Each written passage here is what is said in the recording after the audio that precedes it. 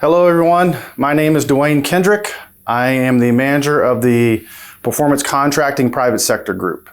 So over the next several minutes, what we're going to be doing is we're going to be covering the process for buildings that are over the target.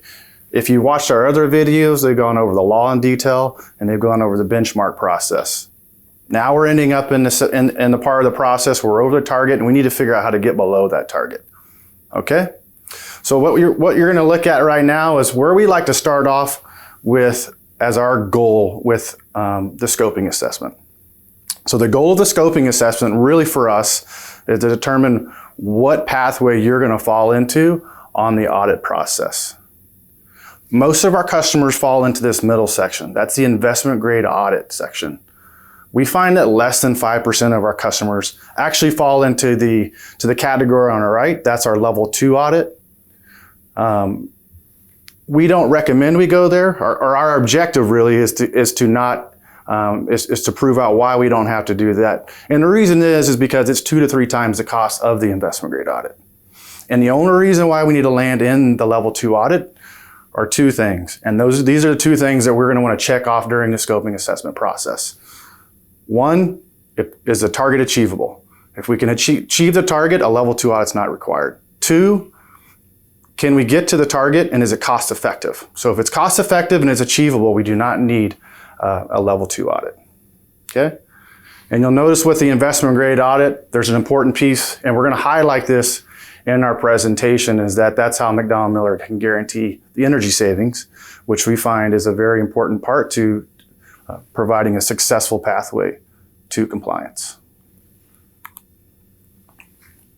So what we're trying to get out of this first slide or this first table is really answering that first question. Do we have a pathway to compliance? So what you'll notice up top is we have an EUI and we have an EUI target. And then we have a bunch of measures underneath, right? These are our EEMs, energy efficiency measures. You'll see some ROM cost, rough order magnitude, ROM energy savings. ROM, rough order magnitude in MacDonald-Miller means plus or minus 20%. And so what this table looks to answer is, do we have a pathway to compliance? And so what you'll see is we have our EUI, we have our target. If you go to the very bottom, you'll notice that those measures totalize an EUI lower than our target. That's a good thing, right? So we checked that one box. We do have a pathway to compliance. What we have not checked yet is that cost effective? So that's where we need to start understanding the measures more, and that's over the next 2 to 3 slides, that's the evaluation we're going to go through. But what we can do at this point is we like to take a pit stop and go, does this look like a body of work we can guarantee compliance with, right? And the answer is yes. Most of the time we can, and if we can't, that's a conversation we're going to have. In this case, we can guarantee compliance. And so that's something that we offer up in MacDonald-Miller. It's unique to us. It's something we're proud of. And we feel like it's required because there's a threshold at which a customer is going to spend a certain amount of money, and they're going to want some certainty that drives the results that capital outlay is looking to drive. So as we're trying now to understand, right, we've now established, yes, we can get below the target. Now we're trying to understand, is it cost effective to get below that target? So the first step in that is we really break the scopes of work into 2 big sections, right? 2 categories. It's our end of life, efficiency only.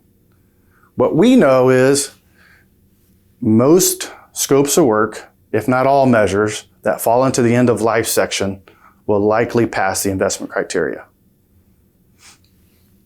Adversely, our scopes of work that end up in the green section, our efficiency only, they have a much harder time of passing that cost effectiveness criteria. So this is a very quick glance that gives us a test. Is it mostly end of life? Is it mostly green work? That's a great indicator if we were going to have a cost-effective solution to get below the target. Kind of breaking that analysis down to a deeper dive, we bring forward something that's actually only required from the Department of Commerce in a level 2 audit, and that's a ASHRAE life cycle cost analysis. We actually bring that forward right into the scoping assessment. So we can start having that dialogue now on whether or not something's cost effective or not. Looking to the far right, anything that's green, it appears to be cost effective. If you have a bunch of orange, not cost effective. So from this table, we're now able to extrapolate, do we have a bunch of measures that are cost effective, not cost effective? That's the second part of that equation to which audit is appropriate. So from what you can see in this project example, we had a bunch of measures that gets us below the target, and now we also have confirmed we have measures that are cost effective. That means we would appropriately fit into the investment grade audit section. Okay?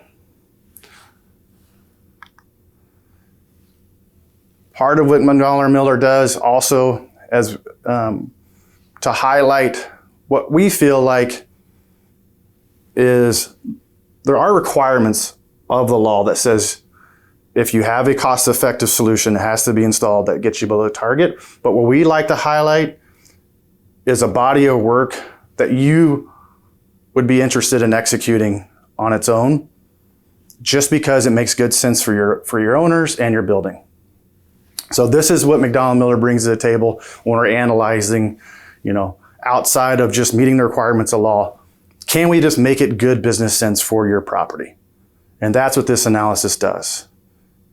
So in this case, what the measures did, what this analysis shows, now this is a fully funded by customer financial analysis. So what it shows is we have roughly, $250,000, $240,000 in incentive over the life of the measure. We have $2 million in energy savings, and then we have another 120-something thousand in repair savings.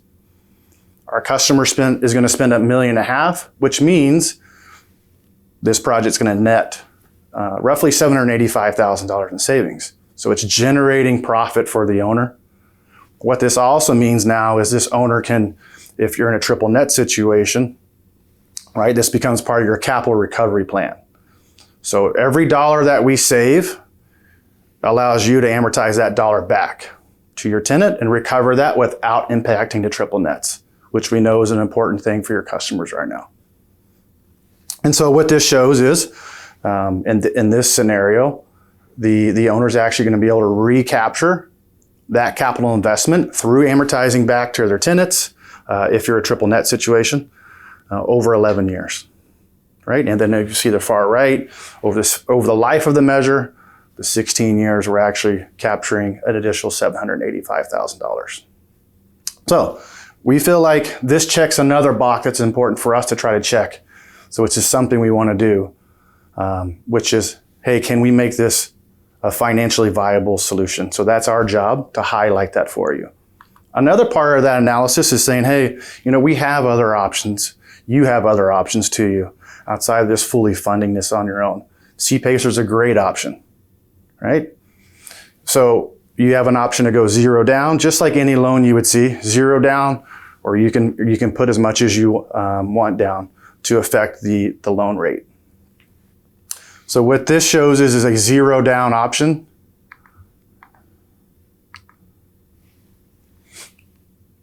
The green is highlights the energy savings. The blue is the project amortization. And so with the zero down option, obviously your payments are going to be more. So that's just something we have to be sensitive to. We're going to highlight both bookends. We're going to highlight the zero down option, and then we're going to toggle the project amortization up to a level that makes your impact to your tenants neutral. Just so you can see what does that look like. In this scenario, we're looking at the zero down option. As you can see, there's a impact to your tenants. Whether or not that's tolerable or not for your tenants, that's up to you to provide that feedback to us. In this marketplace, maybe there's not the tolerance that you would typically find. So this might not be a valuable option, but we would highlight it. And this other option, this is we're going to put enough down so there's not an impact to our tenants.